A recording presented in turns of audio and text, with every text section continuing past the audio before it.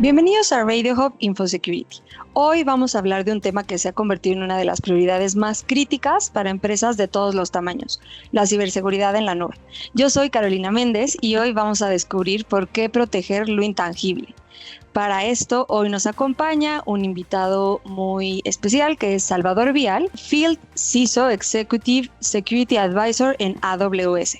Hola Salvador, ¿cómo estás? Hola, muy bien Carolina, un saludo para todos quienes nos ven y escuchan. Muchas gracias por estar con nosotros en este episodio. Para empezar, quisiéramos preguntarte a ver si nos puedes platicar un poquito más sobre tu rol actual y sobre todo cómo llegaste a este mundo de la ciberseguridad y en específico a este Zoom que hiciste en ciberseguridad en la nube. Un poco complejo llegar acá hasta el día de hoy. Yo hoy día me dedico a asesorar principalmente a nuestros clientes de AWS Latinoamérica en todos los temas de ciberseguridad y con unas dinámicas bien particulares.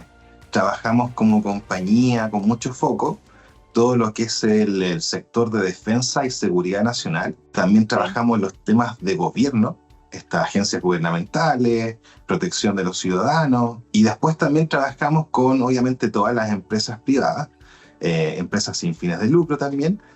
Y todo lo que tiene que ver con el mercado privado está muy orientado en la parte de ciberseguridad a industrias críticas, todo lo que es infraestructura crítica, mercado financiero, salud, energía, distintas industrias que pueden ir variando un poco país por país. Eso hoy día es parte de lo que hago en mi rol como Field CISO, y tiene esta parte de asesoría, también el desarrollo de la vertical de industria dentro de la TAM, con todo lo que es ciberseguridad, el área de defensa. ¿Y cómo llegué aquí? La verdad es que ha pasado mucho tiempo.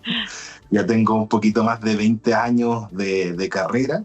Llevo 3 acá en la compañía en AWS. Y toda mi carrera siempre estuvo relacionada a tecnología. Yo tengo estudios de electricidad, electrónica, telecomunicaciones, ingeniería informática y varias cosas entre medio del tema de management. Y partí haciendo de todo, servicios técnicos, mesa de ayuda, ingeniería de proyectos, telecomunicaciones, todo lo que tiene que ver con redes, infraestructura, administración de sistemas. Y bueno, después fui pasando por distintos puestos, arquitectura de soluciones, por supuesto, consultor en temas de servicios, y ya después me pasé al lado más de management. Antes de llegar acá a AWS, estuve en Banco de Chile, como Senior Manager de Cybersecurity, en áreas bien particulares que tenían que ver con arquitectura de ciberseguridad, con todo lo que es redes e infraestructura, y también con ciberseguridad en la parte de cloud. Y ahí justamente es donde desarrollé buena parte de lo que hoy día trabajo con los clientes. Ok. Oye, y ahorita mencionabas, bueno, lo amplio que es el tema de los clientes. ¿Hay mucha diferencia entre un cliente privado versus todo esto que mencionabas gubernamental? ¿O tienen retos similares? La verdad es que pudiesen parecer muy distintos, pero en esencia son bastante similares. La diferencia está en el foco de negocio de cómo ponemos el prisma o el lente para ver la ciberseguridad. En el caso del sector financiero, un banco, su foco de negocio está en la ciberseguridad, obviamente para asegurar sus procesos digitales. Esa es la base común a todos los tipos de organismos y clientes. Sin embargo, el foco de ellos está en protección de su infraestructura, en protección de sus canales de atención a los clientes, en protección contra el fraude. Tiene unos focos bien particulares. En cambio, en un sector de gobierno, o una agencia de ciberseguridad o distintas agencias que se encargan de velar por la seguridad a nivel estatal, su rol es un poco a veces más regulatorio, de dictar políticas, dictar prácticas, de enseñar a través de distintas herramientas o mecanismos de procesos o políticos, cómo es que las instituciones del Estado deben actuar frente a los desafíos de ciberseguridad. Y después tienes ejemplos yo diría que incluso los más extremos, pero se comparte lo que es la industria financiera, la industria de salud, con la industria de defensa, seguridad nacional. El desafío es común, pero ahí el foco suele ser un poco distinto en la misión que ellos cumplen, ¿cierto?, de defender a un país, en lo que nosotros todos conocemos como territorio físico. También existe lo que se llama el quinto dominio, que es el dominio Ok. cibernético. Entonces, las Ok. Fuerzas Armadas y los cuerpos de defensa hoy día tienen esa misión no solo de defender el territorio físico nacional, sino que de defender el territorio del ciberespacio. Claro, sí, eso, bueno, no sé, el resto de los países, en México todavía había ciertos debates de por qué el ejército estaba llevando esa parte, pero ahora que lo mencionas, pues hace todo el sentido, ¿no? Y un poco desde tu experiencia, ¿cuáles son los desafíos únicos o especiales de proteger entornos de la nube en comparación a infraestructura tradicional, ¿no? Lo que, bueno, antes conocíamos y que hasta hace poco, a lo mejor alguien con no mucho conocimiento, pensábamos que no todo se conectaba, ¿no? Y hoy sabemos que líneas de producción, maquinaria, tienen softwares conectados, entonces, pues ya creo que ya quedan muy pocas cosas aisladas que no están conectadas, ¿no? Entonces, ¿cuáles son esos desafíos que tú ves desde tu experiencia? Hoy día el Internet, la verdad es que conecta todo. La nube dentro del Internet. Esto es muy Sí, amplio. Desde los refrigeradores en la casa, ahora claro, refrigeradores con inteligencia artificial, sí, hasta obviamente autos autónomos y obviamente las infraestructuras de las organizaciones y las compañías. Yo creo que parte del desafío muy importante es poder hacer una clara diferencia entre la tecnología tradicional y la tecnología de nube para aprovechar las ventajas de la tecnología de nube. Muchas de las, digamos, misconceptions que tienen las personas, los líderes de seguridad, tiene que ver justamente porque de una forma errónea tratan de aplicar quizás los mismos modelos que venían aplicando en la tecnología anterior y son muy parecidos, pero cambian distintas cosas. Por ejemplo, en todo lo que es nube, la opción, ¿cierto? La viabilidad de poder hacer escala de los sistemas, de poder tener computación instantánea con una agilidad de un clic, de claro. poder automatizar muchas de los sistemas y de los procesos digitales. Ese tipo de conceptos que cambian, en la tecnología tradicional es todo muy manual, o sea, tener a alguien literalmente escribiendo como el meme del gato y Sí, configurando el sistema, a tener una escala que puede ser de nivel mundial si tú lo necesitas, y prácticamente tener sistemas full automatizados o semi automatizados.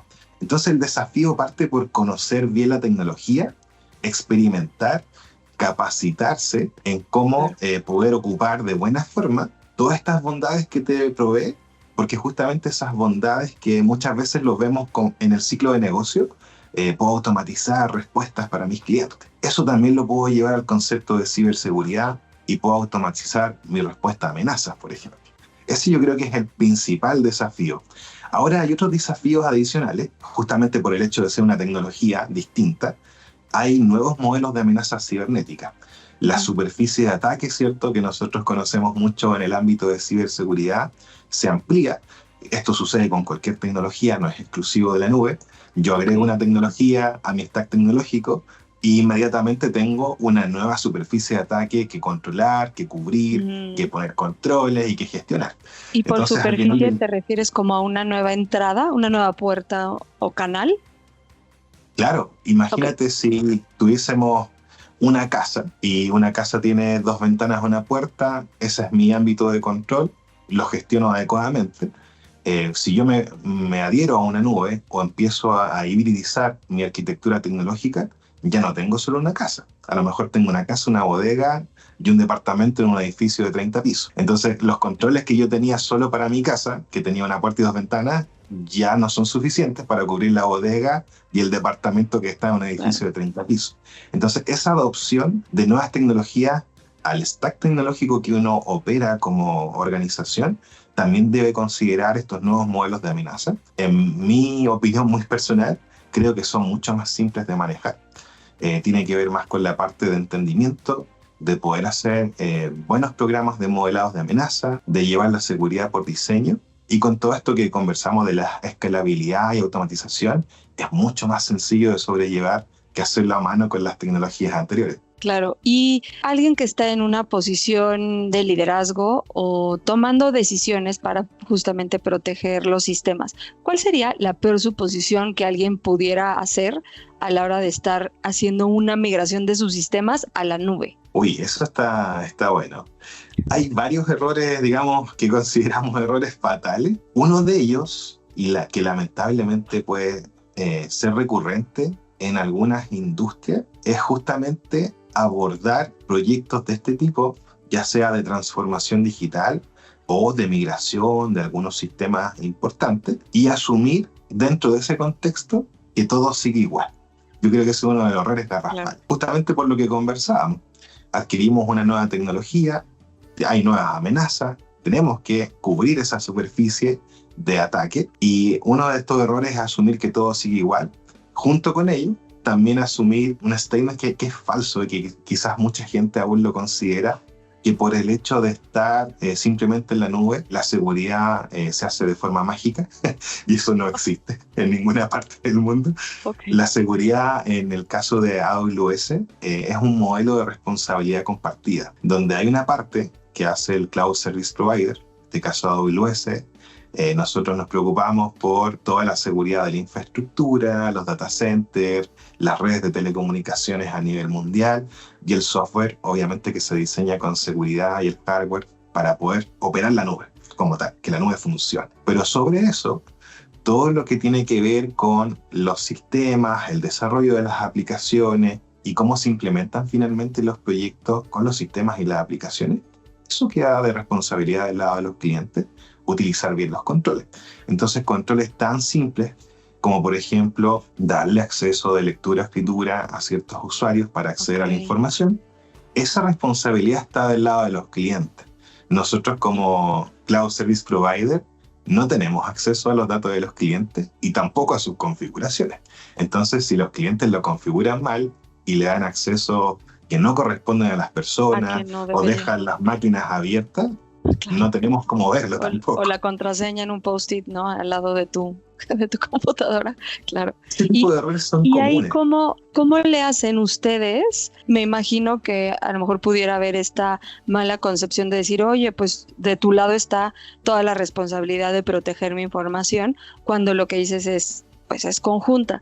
¿Cómo le hacen ustedes para hacerles ver que ellos también son parte, ¿no? Que tienen ciertas acciones que cumplir para que la seguridad sea pues un círculo completo? Bueno, cuando te haces cliente acá de AWS, está dentro de los basics, todos los basics. Tienes que pasar de alguna forma, digamos que fuera un curso. Entonces hay una etapa de enablement, de capacitación inicial, donde se explica esto a los CEO, a los responsables de tecnología, obviamente a los responsables de seguridad, y eventualmente también a otras áreas de negocio que participan en los proyectos y necesitan saberlo para que puedan incorporar dentro de sus labores estas responsabilidades de seguridad. Hay casos que a veces suelen ser frecuentes, algo muy trivial, pero que es muy importante. Dentro de los basics de configuración, tú tienes la cuenta de administrador, que es la cuenta de root de la nube de AWS. Esa cuenta obviamente tiene un administrador, un usuario, una clave, un doble factor de autenticación, etc. Si las personas pierden esa cuenta de administrador, no hay forma de volver a revivir. Entonces, pasa muchas veces, se pierde y, bueno, se pierde. Ha pasado bastantes veces que por temas de procesos en las organizaciones, la persona de TI o del área que sea que administra las cuentas de la nube se va de la empresa, y al irse de la empresa se lleva también las contraseñas. Pero eso es un tema de proceso, no es de tecnología, la verdad. Sí, claro, sí, del factor humano, ¿no? Que a veces es el eslabón débil. Bueno, justamente para evitar el tema del factor humano, hay una serie de guías con todos los básicos que la misma nube te lo va diciendo, con un módulo, ¿cierto?, de seguridad, con un Trusted Advisor, con un Security Hub, que son productos de AWS, y te ayuda, digamos, con distintos controles para llegar a una visión, cómo partimos del 0 al 100 y quedar con las cuentas bien configuradas y con lo mínimo de lo mínimo para poder operar en un entorno seguro. Oye, y ahorita hemos escuchado ya, bueno, muy seguido el tema de multinube. ¿Eso cómo ¿Cómo es? Digo, podemos suponer por el término que es guardar tu información en varias nubes, pero ¿cómo es esto? Y sobre todo porque hay tanto, bueno, más bien hay cursos, hay mucha, pues sí, los expertos buscan información al respecto, entonces nos pudieras platicar sobre todo qué es y qué beneficios tiene o si tiene beneficios y pros y contras. Es una pregunta bastante interesante.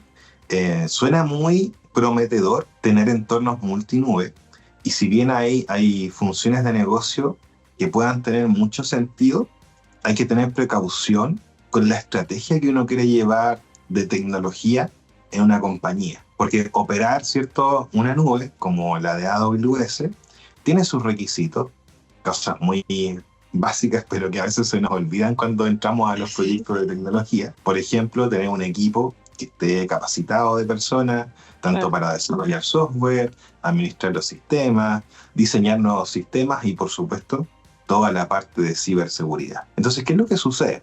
Cuando una organización decide adentrarse en un proyecto multinube, generalmente hablamos de un proyecto multinube híbrido, donde hay tecnología tradicional en data centers tradicionales, más 2 nubes o más de diferentes proveedores.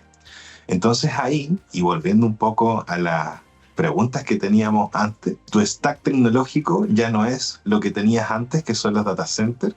Tienes una nube 1, una segunda nube, y si bien son similares en características y pueden tener servicios que incluso suenen parecidos, todo lo que es la operación y a veces incluso la estrategia de cómo defender ciertos componentes es distinta. Entonces se vuelve un reto en el tiempo, esto se vuelve un reto operacional muy demandante. Yo he visto empresas grandes hacer buenos proyectos de este tipo, pero sí es necesario tener un equipo especialista en cada una de las tecnologías, y eso obviamente tiene todo el costo por detrás de la operación, eventualmente burnout de la gente, y esto obviamente está ligado a la estrategia que la compañía o la organización quiere seguir a largo plazo.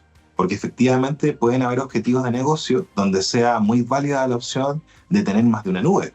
Eso no se discute, pero hay que estar preparado dentro de la estrategia y de esta visión de cómo se operacionaliza toda la parte táctica y toda la parte ya final de la operación en sí mismo, para poder tener un nivel adecuado de seguridad en todo este espectro tecnológico que vamos a estar adquiriendo en el tiempo. Entonces, se pudiera pensar que es a lo mejor por pasos, que a lo mejor hacer una migración, primero iniciar con una nube y de ahí pensar en hacer pues una migración multinube si es que tienes un equipo preparado para hacerlo. Yo te diría incluso un paso más atrás, desde la visión de la organización, plantea una estrategia con un roadmap de tecnología, que a veces está no tan claro. Entonces, lo primero sería clarificar esa estrategia y ese roadmap que va a servir al negocio, y con esa estrategia empezar a delinear los recursos que yo voy a necesitar para operar la tecnología que me va a brindar funciones finalmente a mis procesos de negocio. Hoy en día todos los procesos, o prácticamente todos, son digitales. Ya no tenemos papel, lápiz, ¿cierto? Nosotros como usuario tampoco.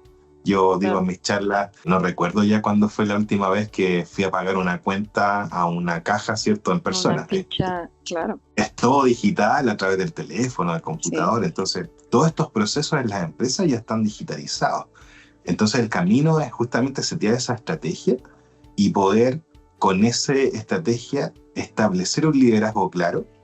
Ojalá, lo esperado es que tenga el respaldo ejecutivo de la compañía para poder llevar ese liderazgo y esa visión a lo que permea después en una cultura de ciberseguridad, donde la ciberseguridad no es solamente parte del equipo técnico de ciber, no es solo del CISO y de los ingenieros de ciberseguridad, sino que una cultura que realmente permee en toda la organización y que incluso en las unidades de negocio, cuando se enfrentan a nuevas posibilidades, ¿cierto?, de nuevos procesos, cambiar procesos, establecer nuevos canales de venta o cualquier función de negocio que ellos requieran, que también tengan el chip de seguridad.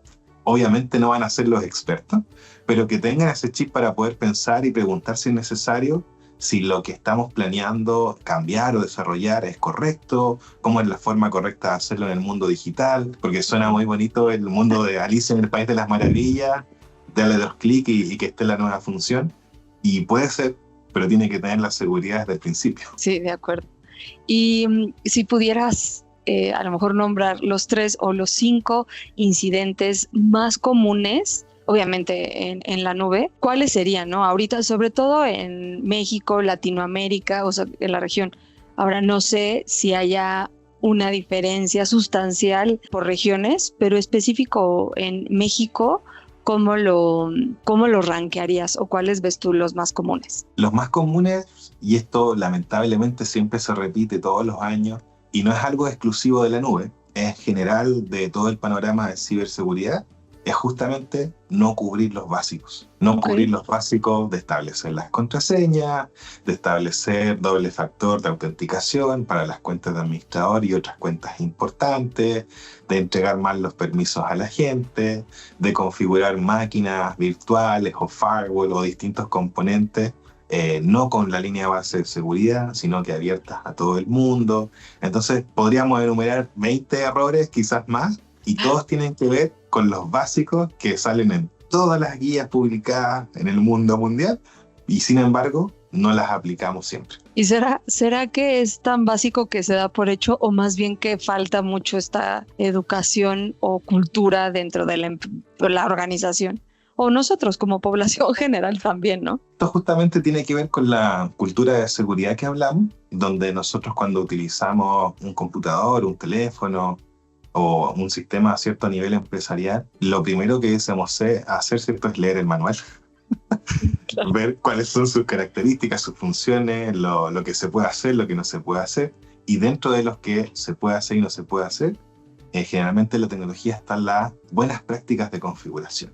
Y es leer el manual, tomar las buenas prácticas de configuración y aplicarlas. Entonces hay una parte de las personas que claramente fallamos en leer el manual y aplicarlas, pero también hay una parte de la organización, y todo esto tiene que ver con cultura, en el proceso de la organización. Cuando yo adquiero, desarrollo, implemento, en este caso una nueva tecnología, en mi proceso como organización debiese estar como el trabajo número 1. Bueno, instalémoslo con la línea base de seguridad, si no, mejor no lo instalemos. Claro, entonces hay una parte de los procesos de las compañías y una parte de las personas. Nosotros tenemos eso en AWS muy internalizado. De hecho, hay frases muy importantes que tratan de sacar a la luz, digamos, estas prácticas de seguridad que tiene la compañía, y una de ellas justamente es Security is Job Zero. La seguridad es el trabajo cero. Por ahí se va. Si no tiene seguridad, mejor no la hagamos, porque no podemos entregar productos a los clientes sin seguridad. Claro, de ahí se parte. Entonces, pues qué interesante que sean los básicos, y porque pudiéramos llegar a pensar a lo mejor con la inteligencia artificial que se han sofisticado los ataques, pero creo que lo principal es lo básico y el factor humano. ¿Y qué viene en términos de tendencias para este año que llevamos casi a la mitad y los siguientes, sobre todo en México y en Latinoamérica? ¿Qué es lo que viene respecto a seguridad de la nube? Bastante interesante se viene en lo que queda de año y hacia adelante. Sin lugar a dudas, el tema de la inteligencia artificial se ha tomado a la escena de todo. Todo el panorama tiene que ver con inteligencia artificial hoy día, y obviamente la parte de seguridad no está ajena a ello. No se va a detener el tren. No vemos por ninguna parte que esto vaya a decaer, sino que va a aumentar.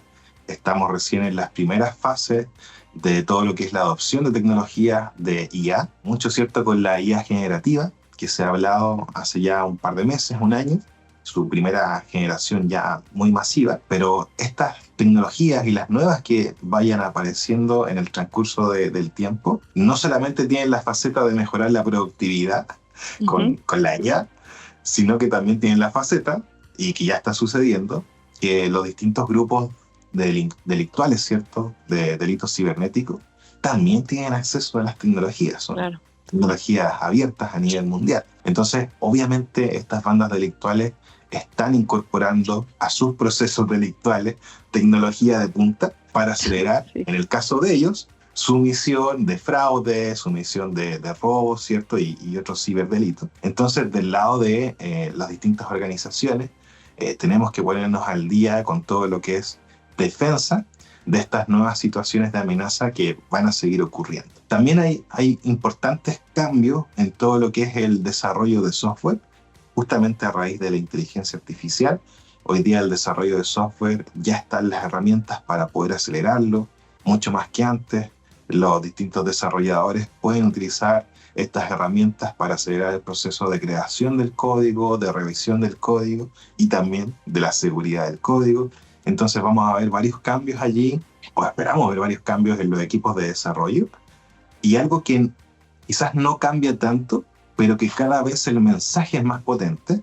Y recordar acá que incluso está dentro de las preocupaciones top 10 a nivel del Foro Económico Mundial, que es justamente la ciberseguridad y la ciberresiliencia. Hoy más que nunca es importante, por lo que conversábamos recién.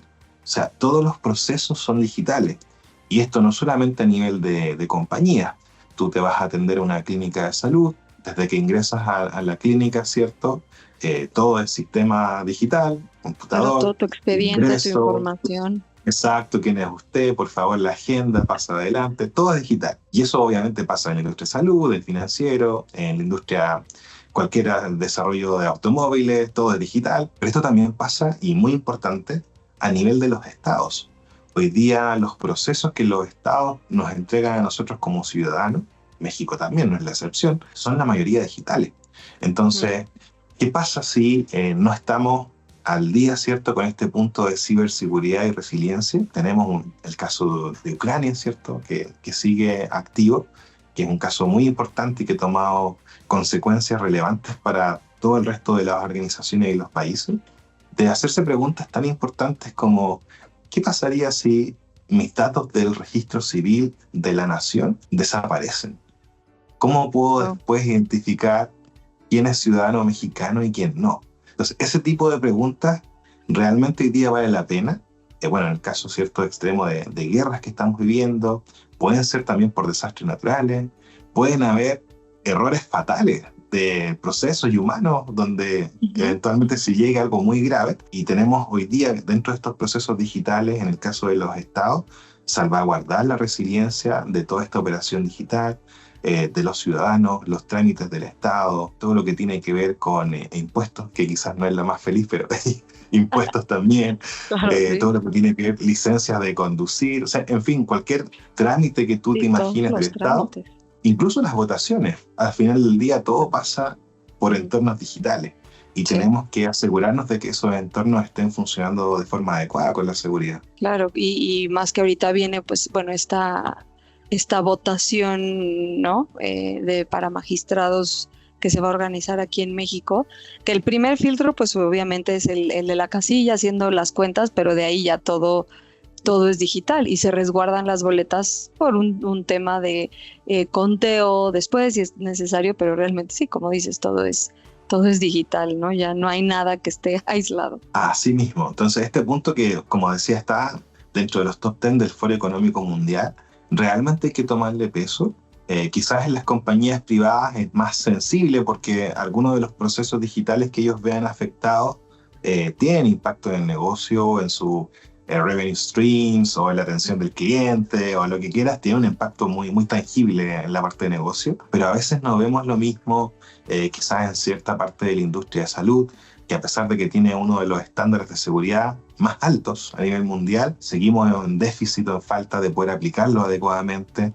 Vemos también esto, como decíamos, ¿cierto?, a niveles gubernamentales, donde incluso en muchos países de la región tenemos leyes, hay otros que todavía no tienen las leyes, pero seguimos cayendo en la parte de la práctica, de llevar esas políticas y esas leyes a la realidad y de poder tener estos sistemas que protejan los datos de los ciudadanos y el servicio que entregan los gobiernos también. Sí, interesante, creo que no nos habíamos puesto a pensar qué pasa si un día desaparece, ¿no? Tus datos, tu CURP, tu acta de nacimiento y todo lo que necesitas para identificarte. Una última pregunta. ¿Qué consejo le darías tú hoy a un líder de IT que siente que a lo mejor ya, ¿no? Su nube ya está completamente protegida. ¿Qué crees que sea lo ideal para él en un tema ongoing? Ok, o sea, tenemos un caso, ¿cierto?, de un equipo, un líder que tiene un nivel de avance y de madurez superior. Una de las recomendaciones que también creo que dentro del entorno de seguridad nunca baja, ¿cierto?, es siempre estar alerta. Hay que continuar con revisiones continuas, y si uno está en esa situación de que efectivamente en todo lo que es madurez y controles dentro del ciclo de ciberseguridad está subiendo, vas bien en tu ranking interno, auditorías, etcétera, siempre hay que estar realizando en lo que es la revisión continua, los ejercicios de Purple Team, defensa y ataque, mejorar la visibilidad, la observabilidad, los controles que hay por detrás, hacer simulaciones de ciberataque, muy importante. Hay ejercicios que se llaman tabletop exercise, tanto para la plana ejecutiva como para los equipos técnicos, donde se simula una amenaza cibernética y los equipos tienen que responder. Es como una operación DAISY, ¿es cierto?, cuando hacemos con los terremotos. Bueno, lo mismo tenemos que hacer en el entorno cibernético. Claro, simulacros de respuestas de amenaza, simulacros de la respuesta a desastre. ¿Qué pasa si se muere todo un sector de mi data center? O si hay una región de un estado de México, por ejemplo, que queda sin energía eléctrica. Como el apagón, esos escenarios, ¿no? Claro, han habido apagones en Chile, en España y en otros varios países. Y quizás son situaciones que antes no veíamos tan cerca y los últimos meses nos han demostrado que están mucho más cerca de lo que creemos. Bueno, ¿qué hacemos ante esos escenarios? ¿Estamos preparados realmente para actuar cuando todo falle? Y esas es algunas también de las premisas que tenemos en AWS en la nube, y parte de los mensajes que da nuestro CTO. Tenemos que estar preparados para cuando todo falle, porque todo falla todo el tiempo. Claro. Pero hay que hacer ese camino de la preparación. Peor escenario y sobre eso prepararte, ¿no? También. Claro, y practicar. Prepararse y practicarlo. Claro, y mencionabas estos ejercicios y simulaciones. ¿Es recomendable que sea alguien interno o contratar equipos externos que hagan estas simulaciones? Generalmente se hace con equipos externos en una combinación. Justamente tiene un sentido de traer una mirada externa y te saque un poco de la operación diaria, lo que ya sabes, y te pueda ayudar a plantear incluso nuevos puntos de vista, y obviamente también temas de herramientas, temas de procesos, temas de los ethical hacking, ¿cierto? Cosas por el estilo. Puede que incluso en la organización tenga un equipo de seguridad muy robusto, pero nunca va a estar de más tener la opinión, el punto de vista de un colega que te mire de afuera, y que no esté inmiscuido en tu operación diaria, porque a veces estamos muy metidos ahí en la operación diaria y la ceguera de taller no está tan cerca que súper. Oye, Salvador, pues muchísimas gracias por estar con nosotros en este episodio. ¿Quieres compartir algún mensaje final para quienes oyeron este capítulo, para quienes van a estar en InfoSecurity, que tú también ahí vas a estar con nosotros? Algo que nos quieras dejar para cerrar esta edición. Mira, si hay algo que tengo que mencionar sí o sí en el mensaje final, esto tiene que ver con visión, tiene que ver con liderazgo, tiene que ver con el respaldo ejecutivo, y toda esta capa del management y el liderazgo finalmente tiene que ir a una cultura de ciberseguridad, a una estrategia técnica, pero también del management, de finalmente cómo implementar la tecnología con seguridad por diseño, que es una práctica en ciberseguridad, cómo realizar que mi entorno tecnológico tenga las capacidades avanzadas de ciberseguridad, que eso ya es Zero Trust, y finalmente que esto en la operación funcione, ¿cierto?, en el día a día, que es el sueño de todas las personas que trabajamos en esto, pero todo parte de la estrategia y del liderazgo ejecutivo. Así que a poner pilas ahí en el liderazgo. Perfecto, ahí poner poco. Pues muchísimas gracias de nuevo, Salvador. Gracias a todos por escuchar este episodio. No se pierdan el siguiente, y por supuesto nos vemos en InfoSecurity México, 30 de septiembre, 1 de octubre, en nuestra 9ª edición.